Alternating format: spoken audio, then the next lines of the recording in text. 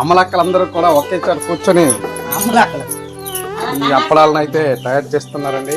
చూసేయండి, ముద్దనైతే చూసేసి ఆ ముద్దని ఇలాగా వందలుగా చేసేసి ఈ అప్పడాలను ఇలాగా సామేసుకొని వెండేసి చల్లనంతో మధ్యాహ్నం అన్నంతో రాత్రి అన్నంతో కూడా తినొచ్చండి.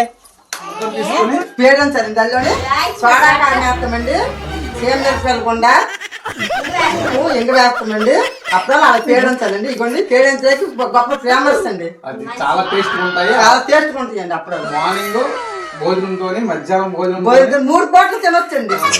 ఓకేనా ఫ్రెండ్స్, చూసేయండి. చూడండి ఎలా పేడిస్తారో చూడండి. ఇదే పేరెంట్స్ అండి, చాలా బాగుంటుందండి.